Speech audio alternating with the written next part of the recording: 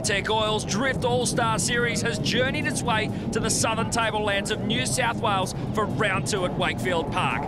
My name is J Mac and I'm in the pits, and it's a hotbed of activity as we are set to roll into the on-track action with the Pro Division. A bumper field means we are racked and stacked with some of the best drivers in the country. To take you through the battles, we've got our commentators up in race control, Dan Mackey and Dave Carter. Thanks for that, legend. Down there in the pits, the sun is shining, but we do have that notorious crisp Wakefield air. Oh, it's cold down there. Perfect turbo weather, Dan. There's definitely a lot more air density down there. It looks pretty cold. J-Mac looks rather chilly in that jacket. It's going to be a great event. I'm looking forward to seeing some of the best drivers in Australia from all around the country compete. Dave, run us through the championship table. We are entering round 2 and some points already on the board from round 1. International driver Matt Van Kirk topping the board, coming down under from Formula Drift, borrowing a couple of cars and shows the camaraderie within the drift community. And in second place, Cooter El Hooley, one of the El Hooley brothers who led Matt Van Kirk that car for round 1. Bo the Show Yates, of course, there in third position. I bet he's hungry to gain some points in round 2. Aaron Dewar and Scott Schembri rounding out that top 5. Before we get into the action, we're going to do a walkthrough of the pits and see what's happening with the drivers.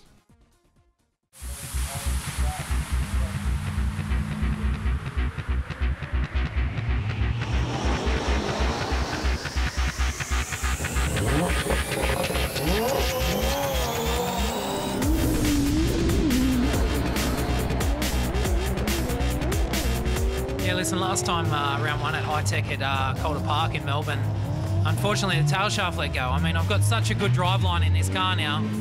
Engine's great, gearbox is fantastic, and the diff down the back's great as well, but the part in between broke, right? So I snapped the tail shaft. When that's connected to the rear wheels at 160 kilometres an hour, obviously you can imagine when that universal lets go, it makes a lot of mess. So that put us out in practice. So as we all know, I borrowed a car last round and I still got up and on the podium, which was great, but fantastic to be back in the GT86 this weekend for Hi-Tec.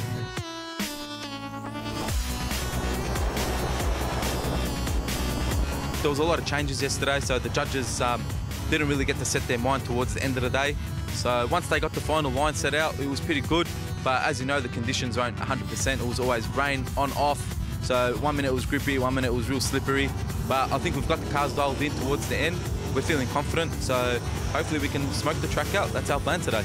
I really like the track. We got a few dry runs yesterday. There was a lot of wet weather, but I just love coming up against that wall coming into turn 1. It's good fun. It is rather tricky with the speed, and some of the criteria they've set is rather challenging, but it's good. I hope I have what it takes, and I'm pretty sure I'm going to get there. All the drivers here today are really on the A game, and they're all at the top end of the tree. So look, it's going to be fantastic battles throughout the day.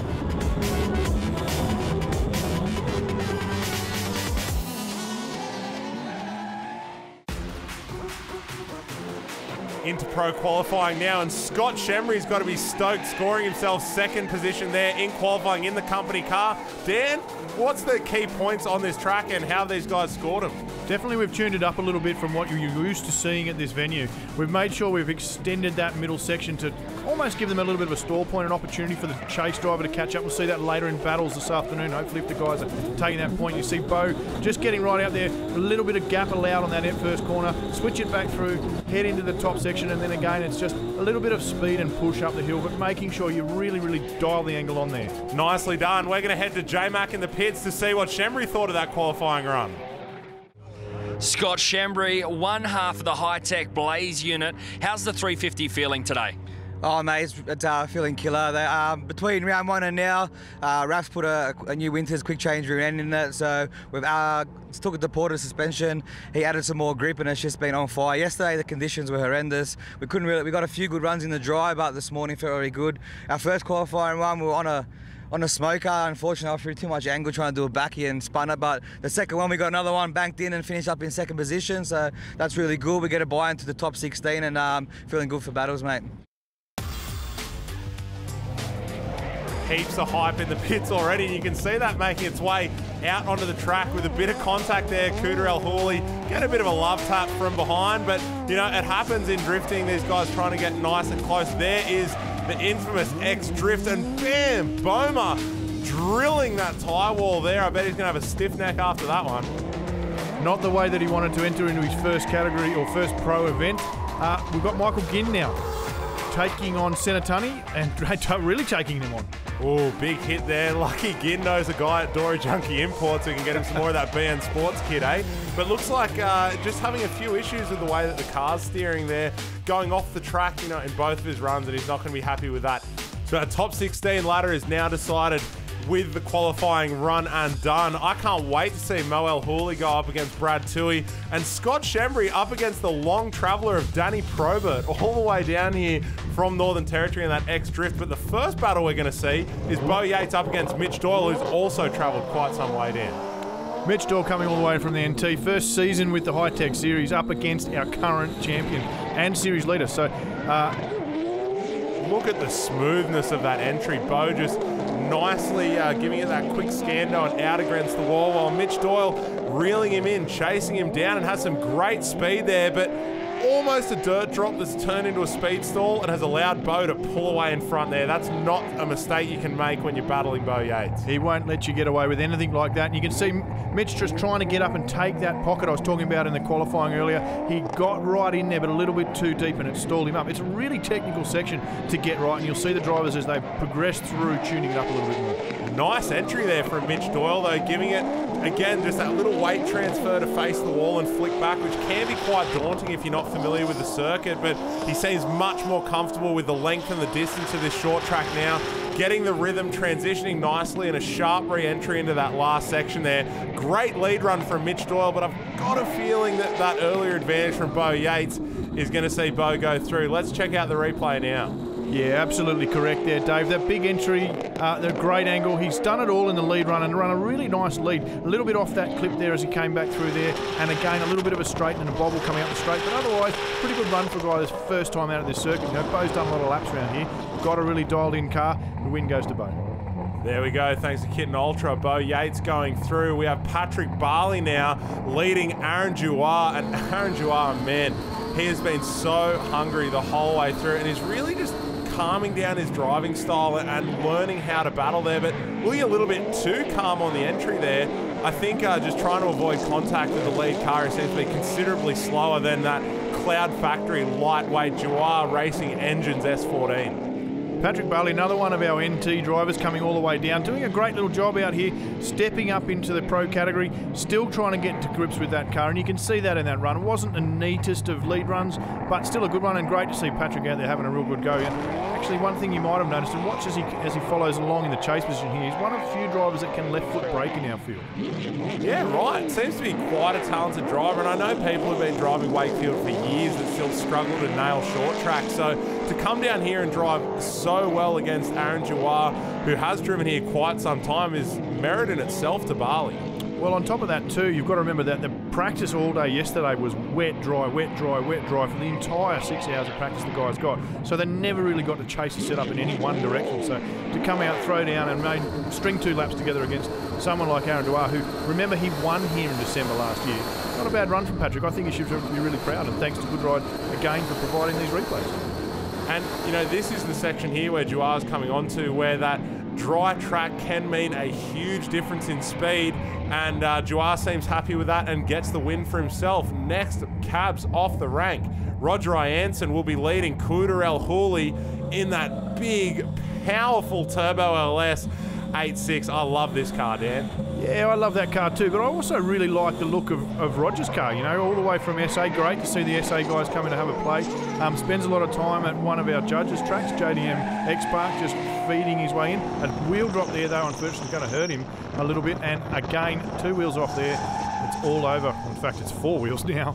All over in this battle, this half of the battle. He's got a long way to come back in the chase. That's a hard one, but yeah, Roger Ianson, very cool looking S15, quite unique, and I like how he's gone all over it and added his own unique style with some of that highlighted, you know, high-vis pinstriping.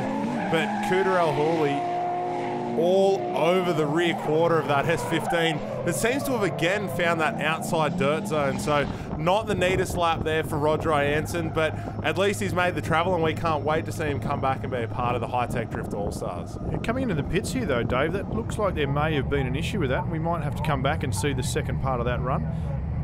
And I'm just hearing word that confirmation now, he has called his 5-minute rule, so we'll come back and see what happens with that later. While Roger's spinning spanners, we're going to keep the battles going. And next up, we've got Angus Kidd chasing down Alexander Kantarovsky in that white S15. Nice aggressive angle there and a bit of a bobble from Angus Kidd in the rear, which isn't what we've expected to see from him before. Normally a very aggressive driver, but Alexander dropping some wheels off the track edge there. So this could really go either way, and I think it's going to come down to the next run, but an aggressive reinitiation there from Angus Kidd, chasing down that little white S15. Man, that Supra's got some mumbo.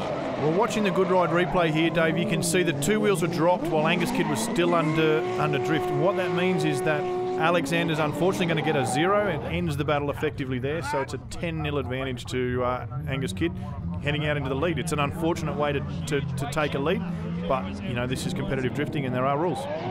That's it. And speaking to Angus Kidd prior to the round, he's put a lot of work into this car to, you know, increase the speed and make it a bit more reliable so he can focus on driving.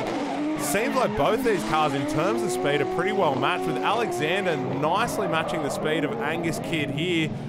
If it wasn't for that 10-0, I'd say that Angus had a bit of a battle on his hands, but pulling away there onto the last straight, and again, that beautiful reinitiation with a whole lot of angle through the last corner. Yeah, very, very close run from that one in the second position. You see Angus running a little bit off the clip now. Remember that first zone, we've actually given them a metre off the edge there to try and set them up and push them further down into this stall zone they've just gone through now.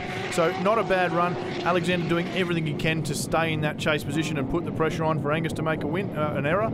Instead, he makes a win. It looked to me, though, like Angus's car might have been losing power a little bit across the line because he did the big chuck and then it wasn't blazing away. But anyway, we'll see how it survives through the rest of the battles as we sit on board now with Scott Schembri and then Danny Probert in X Drift. Man, do I love this XD Falcon. It's a wicked car. I remember my sister lives in Darwin and I went and saw this thing before it was even released, first time it had ever been done. I had a chat to Danny and his boys. I spent about 5-10 minutes and then he invited me back the next day to meet the team. Had a yarn to them. That was, I guess, the start of them wanting to come and do this. You might recall they did one round last year with us and they said that was awesome. So they're back for the full season. This car is an absolute weapon, and once Danny gets it all tuned in, I expect to see him a lot closer to that Hi-Tec 350 than it was there. Happy to have him here, and I was also happy to have Scott Schembri up in the booth with me last year, but see what happens when you're not here, mate? We just talk about everyone except you. That's all right. Scott Schembri in the chase now, driving the company car, the Hi-Tec Oils 350Z, twin turbo V8 under the bonnet of that thing if you're not familiar with it, and this thing cooks. As Schembri would say, you know, he's foaming on this car, and you can see him nicely reeling in the distance he's got with Danny Probert there, but knowing that he does have a little bit of an advantage from both the speed and the cleanliness of his lead run. Yeah, Scott Schembri doing what he does best, getting up on people's doors. I went for a ride with Scott on Friday practice yesterday, mate, and had an absolute ball. And as he comes around, when he's in the lead position after this switchback here, he's actually clicking fourth gear, and in Scott's own word, absolutely cooking, mate. Did I get that close? Yeah, it was pretty close, man. I could have sworn if I looked the other way that he'd be up here next to me. And there we have it from Kitten Ultra. Scott Schembri going through. Next battle up, Mo El Hooley up against Brad Toohey. Two very high horsepower LS cars, both getting a fair chunk of boost down and by some different power adders. You know, Brad Toohey's got the twin supercharger set up, and I believe Mo is turbocharged. That's right, yeah, Mo is turbocharged, and both these guys had an unfortunate run down in Melbourne, and Brad fighting a little bit of an entry there, but they'll be looking for redemption. I know Cooter and Mo drove all the way up here to make sure they set down the record, set it straight, and made sure that they're going to be the top of the tree when they head home. Look at the calmness from Brad Toohey behind the wheel, though, in the office of that big power 8.6. Nice reach to the handbrake. We did see Mo there dropping a wheel, but it was after the finish line, so that's all well and good. All exactly right. Yeah, now after the finish line, you can drop wheels, spin, do whatever you want to do. There are obviously rules about how you get out of the drift, but yeah, you're exactly right. Looking at Brad, so comfortable behind the line. I mean, he's a 4-time Australian champion, so you don't get that sort of level of skill and driving without being comfortable in the machinery that you're driving. Mo looking equally as comfortable. Look at him, comes right up on that door. What a run from Big Mo. Beautiful emulation from Mo through the middle there. He closed that gap nicely behind Toohey, but I think he was just expecting a bit more speed coming back out onto the main circuit, because you could see him kind of slow down a little bit and then Toohey pulling away with the power, as I think Moe was trying to carry a bit more speed consistently through the corner. So it's going to be a hard one for the judges, but I think... Oh, yeah, there it is. It's Moel Hooley there. Brad Toohey, unfortunately, on the trailer. And his competition for the day, run and done. Just a couple too many errors from Brad Toohey, particularly in the chase position, and we had to give it to Mo in the end. Next up on the chase is Senatani, led by James Abbott in that beautifully wrapped Hi-Tec Oils Blaze Unit S15. Big power and recently built JZ under the bonnet. But Senatani, you know, bringing it home with that naturally aspirated V8 that we have seen becoming ever so popular in drifting worldwide, but definitely in this series as well. I personally love myself a big boosted Japanese motor, and it seems in this case that James Abbott has used that to his advantage. Very nicely led there, and he'll now get a chance on the chase as Bo Yates looks on eagerly. Yeah, well, Bo Yates is possibly going to have to battle one of these guys later on in the day. Senna now leading it out. Drove really well this weekend, actually. You remember in the first round, Dave, he had to borrow, I think it was Damien Cook's car, when his car unfortunately did an engine on the dyno just before he was due to leave Queensland and come down. So he flew down for the event anyway, ended up getting handed a race suit and a helmet and was told to get out there and drive. Yeah, nice. That's a proper pro race driver stuff there. Throw the keys back at the end of the day, off we go. Yeah, doing a pretty good run here in his lead position too. The Good Ride replay just showing us as he gets along through that second outer zone. James Abbott, though, tucking right in close, right up on his door, and definitely going to win in the proximity stakes here. Let's see where Jabs comes out in the smoke, and he's in there right on Senatani, and there's the confirmation from Kitten Ultra. James Abbott getting the win. Next up, my man Finny O'Hare. Oh, such an aggressive driver. Up against Matt Van Kirk, a Formula Drift driver who has come down under to compete. Last time piloting some of the El Hooley cars, this time in Paul Alexander's supercharged V8 S13 from the Running Hearts Drift team. And look how tightly he's chasing Finny O'Hare there. Nice bit of angle from Matt Van Kirk, but then the smoke machine is turned on and Finny O'Hare on the power of that big 2JZ wheel shop S15, the battle weapon, as it comes out onto the back straight. Nice shallow angle, and here comes the reinitiate, but a bit of understeer there from Finny, while Matt Van Kirk chases pretty neatly there. It's going to be on the line as the position switch, Dan. Yeah, look, overall, though, a more dominant run from Finny. He had it all the way through, except for that last corner, so definitely a points advantage to him. And great to see Finny qualifying 5th this weekend and really being able to get some... and contact, too. As I was saying, good to see Finny getting on top of this car. Let's hope the thing holds together. It's been having some gremlins previous rounds, and I'd really like to see him do well this weekend. That reinitiation a little bit better. May have just been struggling with the understeer there. But Matt Van Kirk on the entry to short circuit here, grabbing the handbrake, getting in there and trying to tuck in, but just ending up that little bit deep. 2 wheels and then a 3rd wheel out into the dirt. Quick clip from Finny as he comes past him, but that's a 10-0 right there, and the advantage handed to Finny. Yeah, look, that's going to be all Finny needs to take the win in this one, and definitely dominated in his lead run. Back in the lead position again, and back on leading into the top 8. Hard decision there for someone who's come down all the way from America to compete here, but we do have our top 8 decided. We're going to see Bo Yates against Aaron Jouar, Angus Kidd and Cooter El Hooley, Scott Schembri and Mo El Hooley, and James Abbott up against Finny O'Hare in the battle of the 2Js. Danny Probert, a tough battle with Scott Schembri, him taking the win in the end, but the XD, what a weapon. Yeah, look, Scott's a class operator, so we always knew that we had to throw everything down at it. To be honest with you, we were pretty scrappy yesterday in practice, so it was really, really good to be able to actually throw down some consistency today. So we definitely need to be working on our Friday game to get it up the ladder. Look, at the end of the day, I'd like to thank my sponsors, ACUG, Ryco Filters, Fuchs Oils for coming on board, Valino Tyres for helping us do this massive series. It's been so good to be part of the series, and yeah, we're really happy. Such a great dude and an awesome driver to boot. We're going to go to a quick break before diving into the top 8 of the Hi-Tec Drift All-Stars Pro Series, along with the top 4 of the famous Insurance Pro-Am.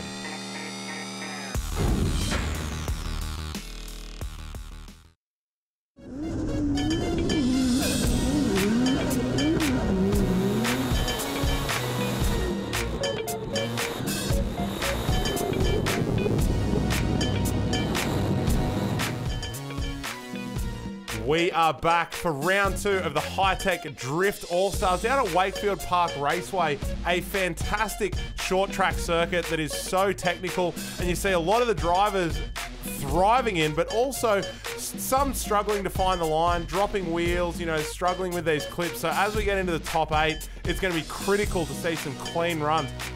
Before we get into that, J-Max down in the pits getting us the good word. Mo, you are still in the running, and we did just make mention that you and your brother Cooter are on opposite sides of the battle tree. How cool would it be to see you both in a final together? Look, man, that would be a fairy tale to tell the truth, you know, both of us 1 and 2, but look, we've got Schembri up next, the Hi-Tec car, so let's hope we can put a tough battle to that and come through with the win. If we don't, we don't. At the end of the day, we're both on the separate side of the battle tree, so if one of us can take it home, it's better than nothing. Here we go. Time for the top 8 of the Hi-Tec Drift All-Stars Pro Series. We've got both the El-Hooley brothers on either side of the ladder, so they could end up facing off against each other, which we've already seen before. But first, we have Bo Yates up against Aaron Duar, and man, is this going to be a fast battle. Look, we've seen this sort of a battle in a final, so to see it in a top 8, we're guaranteed to have something epic. I'm excited. Oh, Bo just rides that wall so nicely with a fantastic snap out to a sharp angle.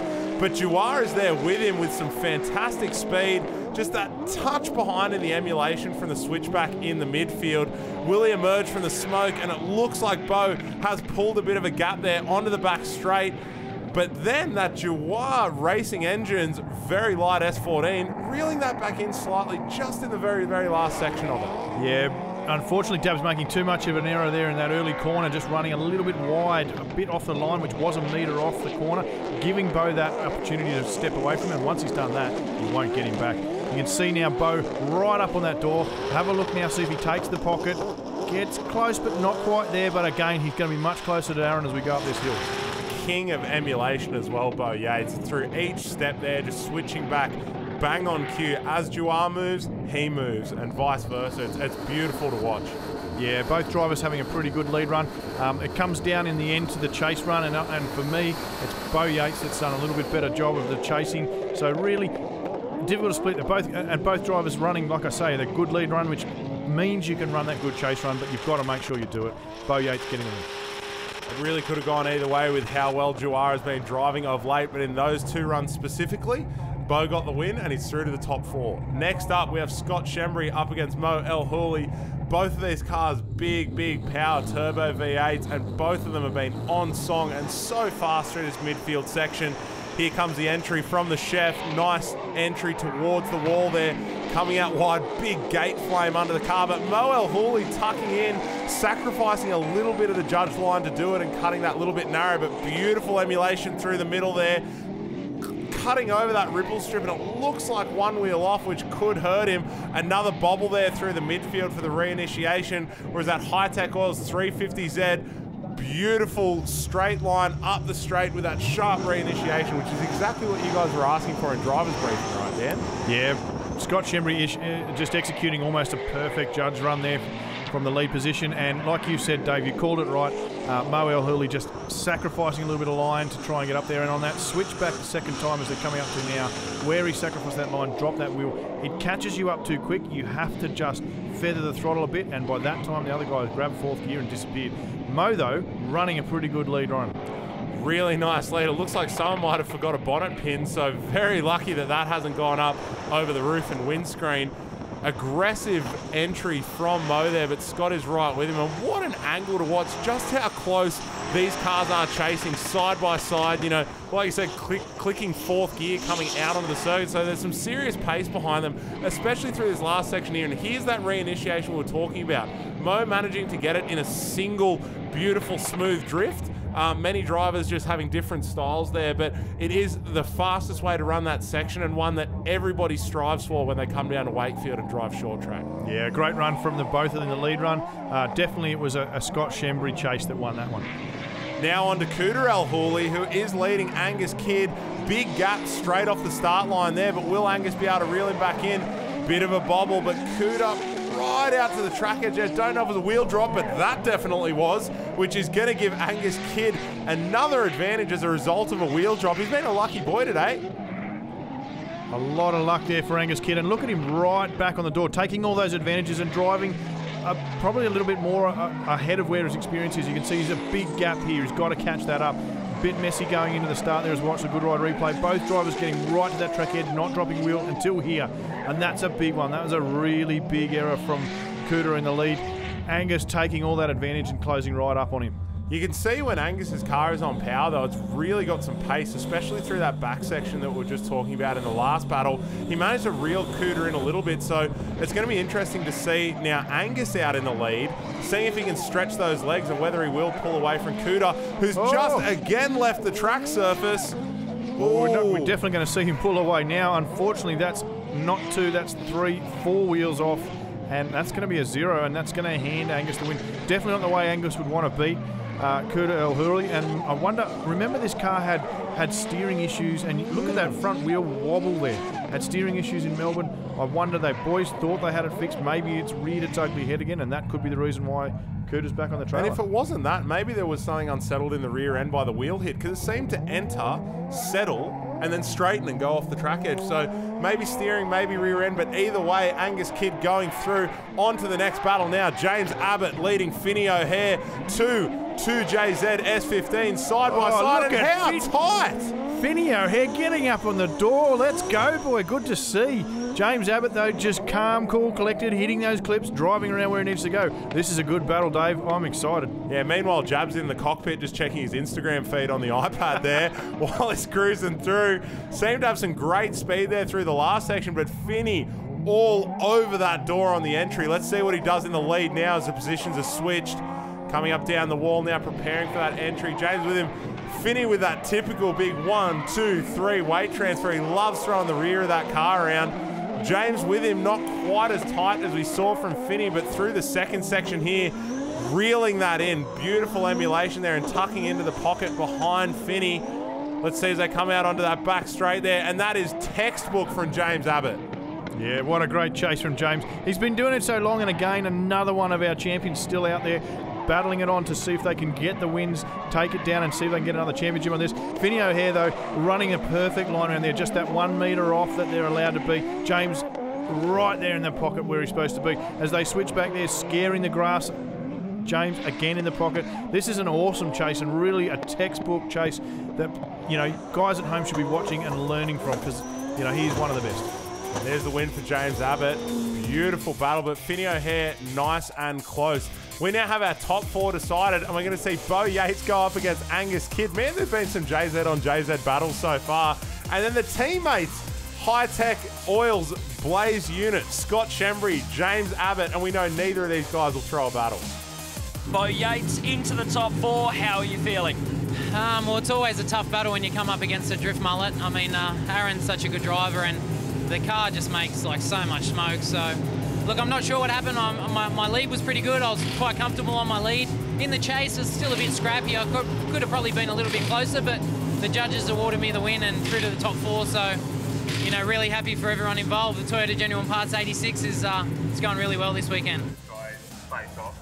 Back into the action with drama in the pits. Angus Kidd, Matty Trevina, and the whole crew there spinning spanners and trying to work out what I believe is an issue with belts here. So they're trying to see the front accessories belts that drive you things like your alternator, your water pump, a few things like that. Trying to get that car back up and running for a top 4 spot that Angus Kidd is eager to get into and try and get his way onto the podium. But first, our Pro-Am top 4 with Mark McTiernan chasing down Brendan O'Grady in that bright green JZX 100 Mark II. Ooh, one of my dream cars. Yeah, a great looking car. Turned out well. Just clipping the wall a little bit there on the entry, using all of that length to get right around there. Great looking cars, these ones, for the Pro-Am category. Good chase from the Mark McTiernan thing. I thought he was going to slide into the side of Brendan there for a second. Again, taking that shallow angle, which will be a small deduction for him. Dropping off a little bit like we've seen all day. Good lead from Brendan.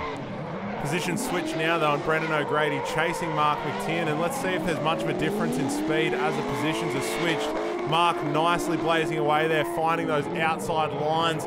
Brendan O'Grady potentially bettering him there, and then the wheels leaving the track surface. That is an obvious win there for Brendan O'Grady. He's got to be stoked with that. But Mark definitely wanting to stay in the lead there, not giving up that lead position, even with 2 wheels off the track. Yeah, definitely. Unfortunately for Mark McTiernan, quite a nice lead run up until then. Dropping those 2 wheels is going to give him a 0. Brendan O'Grady doing everything he needed to in the chase position too, even slightly bettering the line through there. You can see he was a little bit further off that clip, so probably would have got the win either way. Definitely got it now and through into his final. Easy enough to end up deep there, Mark McTiernan. We've all done it before, so I don't feel too bad about that, mate. Hive of activity down there in the pits around Angus Kidd's car. Looks like Matt Trevena and Scott Schembri are throwing a few different ideas around while Kidd gloves up. Let's hope they get it back out there. What's happening, J-Mac? I'm actually down here at the moment and I have some information. They've put a new belt on the accessory drives on the front of the motor. However, it's not running over the water pump. It's going to send it anyway. Anything could happen. You are a wild man, Angus Kidd, and I'd have you no other way. Anyway, Roger Ianson now leading Daniel Mesmer, who's become the wonder child in our Famous Insurance Pro-Am. Seems to be chasing nicely, not giving Roger Ianson much of a gap at all in this chase. Oh, pulled away though. Maybe I cursed him. Yeah, a bit of an error from Dan. It's not something we usually get to see. Usually very, very methodical in the chase position. Let's see how he goes in the lead. Remember, Roger Ianson doing both categories this weekend. Unfortunately not making it to fix the car in his top 5 for his pro, so he's back out here, battled his way through the top 4 for the Pro-Am category. Nice entry from Daniel Mesmer, but Roger Ianson in pretty much the last 2/3 of this layout is all over the rear quarter. So you combine that with the fact that Daniel Mesmer was left behind in his chase run, and I'm pretty confident that Roger's going to get the nod here, Dan. Famous Insurance replay showing us that Roger is all over the back of Dan, a position we're used to seeing him there. Great run from them. You can see not making errors there, and you're exactly right, Roger Ianson getting the win. Damn, I'm good, but no way would I want to be a judge. So thank you very much for making that decision, mate, and we will move on now. In our battle for third, we'll see Mark McTiernan battling Daniel Mesmer, while fighting it out for the top step is Brendan O'Grady up against Roger Ianson. Before we see the Pro-Am run, though, we will be back into the top 4 of Pro. A lot of tight battles we're going to see here, but first, the teammates, the Hi-Tec Oils Blaze unit, James Abbott up against Scott Schembri in what's become affectionately known as the company car, that twin-turbo V8 Hi-Tec Oils 350Z. That leaves the line now, leading James Abbott. Entering hard there, facing the wall, and James is right there with him in the chase. Big wastegate flame under the car of that 350Z that we've seen before, and a spin! Oh, that's a big one, and Schembri is going to be foaming, and not in a good way. Very uncharacteristic from Schembri there, spinning in the lead position. In fact, uncharacteristic for him to spin at all. Let's see if we can watch this good ride replay here and diagnose what happened. He's getting out wide, gets that angle on, turns the power on, and I think he just genuinely made a mistake. There's definitely no tap there from Jabs, so it's all down to Schembri turning it on and putting a little bit too much angle too early. He knew it was going to be a close battle. You could see the front wheels of the car were on full lock, so I think he just started to ramp up that wheel speed, and a car that powerful will wheel speed you pretty quick, and once the car's going around, there's very little you can do, even with big steering angle. But you can see he's eager to defend his reputation. James Abbott laying down a killer lead run, but Scott Schembri looks like he's trying to leave tyre marks on the back of that car. Even though this battle is probably already decided, Schembri is not going to go out without a fight, and it shows beautiful demonstration from the Blaze Unit Drift team of exactly why they are veterans of this sport. Scott Schembri now pulling right up on the door. Look at the proximity there. That is awesome to see. Shows that he's got great trust in his teammate, James Abbott. These two have been drifting together at competitions, demonstrations, you name it, they've been there, they've done it together, and it's great to see them back out there and battling, and what an opportunity to see them out there in competition and battling against each other. Awesome run from Scott Schembri, but unfortunately it's not going to be enough after his misdemeanor in the first run. James Abbott's going to take the win there. That's a big result, and one of these drivers will be facing off against James Abbott for that top step, while the other will be battling for third against Scott Schembri. Let's see which one it'll be as Bo Yates leads Angus Kidd. Angus entering real early there, but has a lot of ground to make up on the Toyota Genuine Parts 8.6 as Bo Yates is on the power early and blazing through that infield. Switching back nicely there, going just a touch deeper than I think he meant to there, but still plenty of gap to play with. And it looks like a bit of an advantage, both speed and line-wise there to Bo Yates in his lead. Yeah, Angus's car just seeming a little bit slower off the line, and I wonder if that water pump not running is causing some heat issues. But definitely a killer run, right on point from the Good Ride replay showing the Toyota Genuine Parts 8.6 there, filling that zone perfectly. And you're right, a little bit long, but still able to maintain the drift, getting away, lots of angle, the reinitiation like we asked for. Boom, boom, boom, tick, tick, tick. Bo Yates, a great lead run. Angus has got a little bit of work to do here. Watching that again, you know what, Dan? I reckon a cooler pipe might have blown off Angus's car, because you saw that thing, it's 500 plus kilowatt, like it blazes, and it came through the midsection okay, but on the switchback and over the bump that brings you back onto the main circuit, it looks like Angus was expecting it to step out on him and blaze, and it just straightened up, and uncharacteristically, he entered the last corner with handbrake instead of under power, but it does seem to be up and going again now. A nice stream of smoke, but there we go again. Yeah, I reckon he's having cooler piping issues there, because the good thing with these aftermarket ECU cars is you can pop a cooler pipe off, they're running off the map sensor, they'll keep going, there just won't be any boost. And Angus doing the gentlemanly thing there, knowing that he was the slower car as Bo Yates comes flying in behind him. Angus leaving the track surface and making sure that there was no danger as a result of his mechanical issue. Yeah, I've just heard word that apparently Angus has reported back to his pits he does have a boost scenario issue, so whether it's a cooler pipe popping off or maybe a hole in it too, Dave, sometimes that can cause similar sort of scenario. But yeah, so Angus, unfortunately, with a car that's trying to throw itself into a million pieces this round, not giving him what he needed to take on someone of the likes of Bo Yates, and he'll go through. This is insane. Not only is there action happening out on track, but it's also happening here in pit lane. Schembri, tough break. Abbott's one over you. Oh, you know, we get way too keen, we drive together. I haven't driven with this guy in 2 years.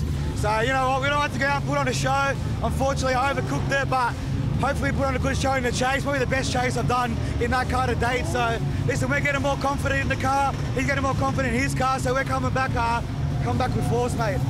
Jabs, you're into the final. Yeah, it's just a sign of what a blaze unit can do. Put us on the track. I thought there was going to be panel damage, but we got away with that one. I don't know what was happening down the back straight after the finish line, but you definitely beat me there. Got him this time into the finals. He's going to get it into the top four, take the third, double podium for Blaze unit. We're going to head to a quick break before diving into the top four of the Hi-Tec Drift All-Stars.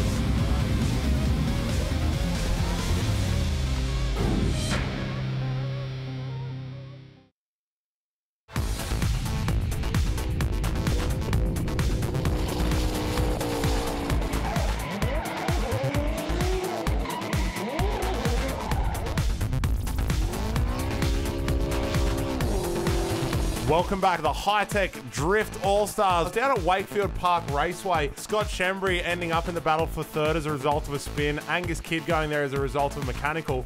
Both of these guys are going to be eager to redeem themselves with that third place finish, while Bo Yates and James Abbott duke it out once more for first and second. I can't wait. 3 champions in the top 4. It's going to be awesome. Angus Kidd getting in amongst the champions there to have a crack and see what he can do. Let's get down to J-Mac and see what's going on. Well, car's running okay. It's good. We managed to limp it across the line with a backup belt. Wasn't quite the right size and it wasn't spinning the water pump. But for one battle, that was fine. That got us through. So the boys are changing the belts and making sure the thing hasn't overheated. Other than that, the car's perfect. It's gripping up, nitrous, everything, the whole bit. It's fantastic. I'm loving it. Gus, you mad dog. I love the smile on his face, and you know that he's going to bring everything he can to that battle for third. But first, let's finalise our Famous Insurance Pro-Am Series as Daniel Mesmer leads Mark McTiernan. Mark just seemed to have a bit of a slow entry there. I'm not sure. Maybe he's got an issue with his car and a small bobble, possibly even a straighten. I'll have a look back at the replay and double check that. But yeah, Mark's car just off now at the moment for some reason. I'm not sure what's going on with that big V8. Daniel Mesmer, though, nice and clean out in front and a snappy reinitiation there into that last corner. Exactly what the judges were asking for. Impressive drive there from Mesmer in the leader, and you're right, I think there were some mechanical issues there for Mark McTiernan in the chase. As we head to the Famous Insurance replay, both cars neatly together there, but then, like you said, it looked as if the car lost just that little bit of power and straightened it up. It is still managing to overcome the rear tyres and Mark doing his best to drive it, but it just doesn't seem to be quite on song as we've seen in previous battles. Daniel Mesmer crossing the line there, and they will reverse position. So now it's Mark McTiernan's turn to lead, and we'll see whether or not that car manages to get through a clean run in the lead and whether or not that mechanical gremlin goes away. Daniel Mesmer all over the rear bar there and tucking in neatly. Both drivers just that little bit shallow through the midsection, but again, Mark McTiernan's car just dying. Definitely something wrong there. This is a really, really slow lead. Daniel now doing the right thing, I guess, dropping back off the back so he can maintain some drift in what we would normally require them to do as a qualifying line. Although the second half of that, for some reason, it seems like Mark got that power back. So I don't know whether maybe it's a fuel problem, maybe a pump not picking up, or I don't know. But if you look at this entry in the famous insurance replay, you can see Mark is really, really slow and struggling with the car there. And all of a sudden, just here, he seems to light the thing back up on the switchback, and then it goes, disappears again. So don't know what that's about. Unfortunately, too much of a mess up for him in the first one, trying to struggle through the power issues, and Daniel Mesmer is going to take third place today. There we go, he gets the nod, and now our battle for the top step. Roger Ianson, who's been driving in both the Pro and the Pro-Am, has found his way onto the podium, but which step will it be going up against Brendan O'Grady in that JZX 100 Mark II?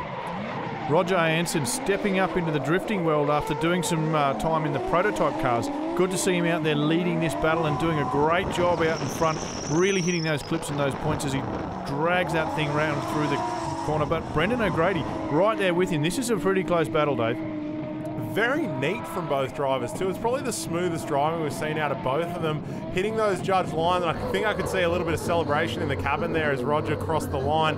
You can see that's Game Face behind that helmet. Nice little dabs of handbrake just to settle the car on the line. But this is a great angle to see just how close Brendan O'Grady was getting through that entry. Now riding on board with Brendan as they come onto this back straight section, up a little bit of a bump there, blazing onto the back straight. And I don't know, they both did end up just that little bit shallow there, but I think Roger had the snappier entry into the last corner, and if I had to pick one just at this halfway point, I'd probably lean towards Roger, but the positions are switched, and we've got Brendan O'Grady now getting the chance to show what he can do in the front, and he's tapped the wall and gotten drilled by Roger in the chase there. Ouch!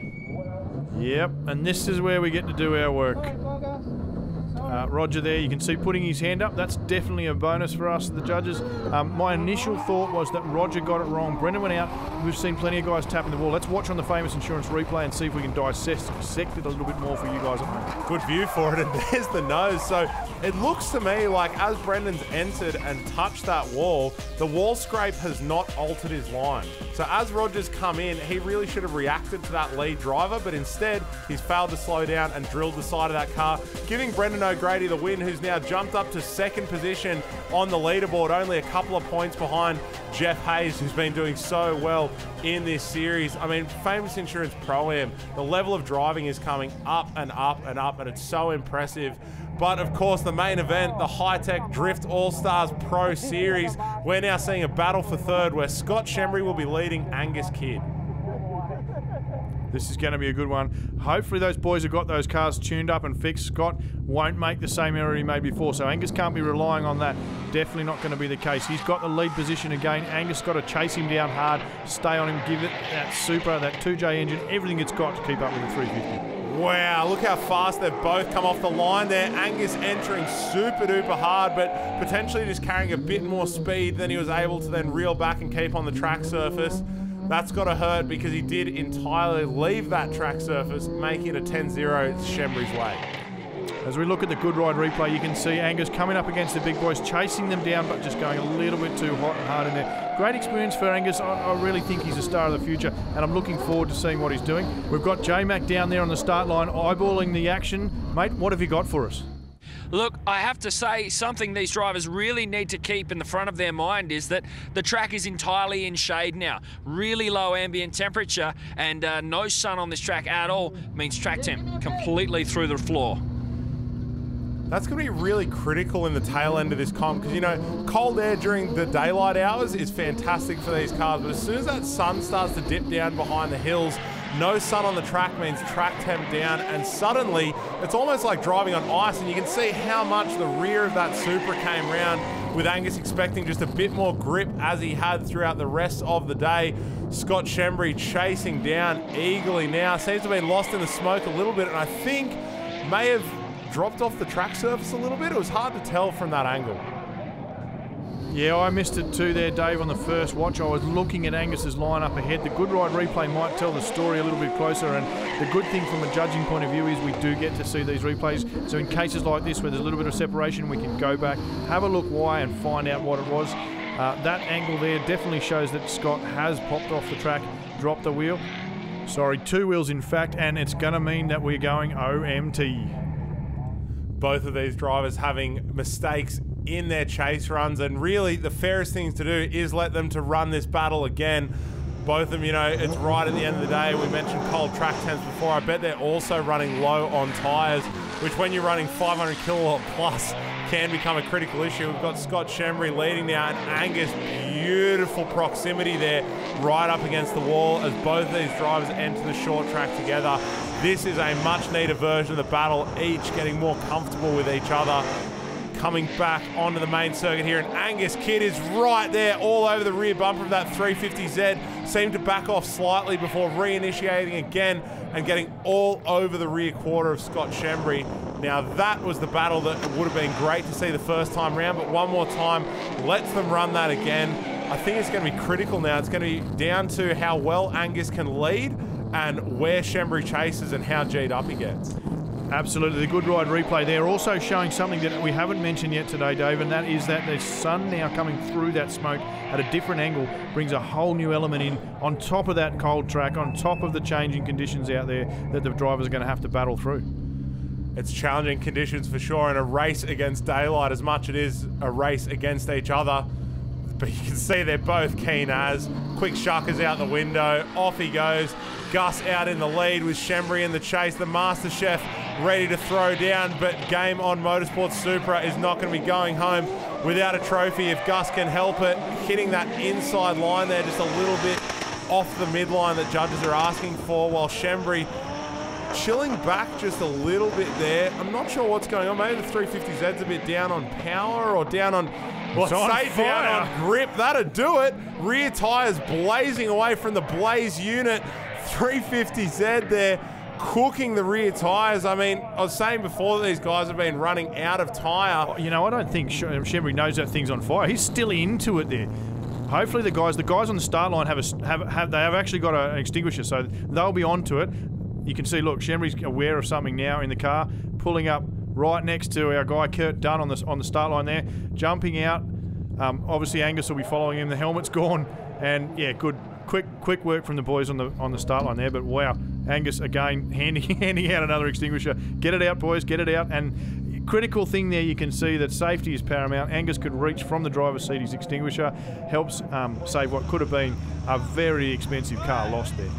Yeah, some people, you know, they've got their own gripes with safety gear and they might whinge about it here and there, but, you know, if you think it's not important, yeah, it's not important until it is. And that's one of the situations where we've seen it, where everyone could react quickly and make sure that this beautiful drift car is saved and ready for another round. So, and look, you've got to remember too, this thing was on fire from when he comes up this straight here, so it starts to catch on fire around about here. It's a good 600-700 metres for that fire, getting fed plenty of wind and air, extra heat by the tyres continuing, Skimary going on. There's a fuel cell not far from there. This could have been a lot worse, Dave.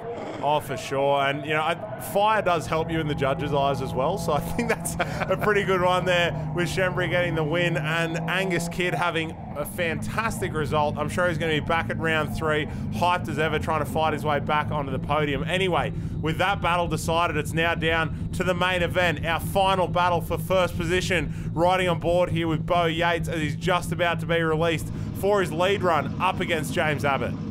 Yeah, Bo in the Toyota Genuine Parts, immaculate 86. He's current reigning champion and really someone to be messed with, not to be messed with, I should say. James Abbott, though, also a series and Australian champion in the Hi-Tec Oils car and another equally immaculately prepared car, although it's a little bit dirtier now, Dave.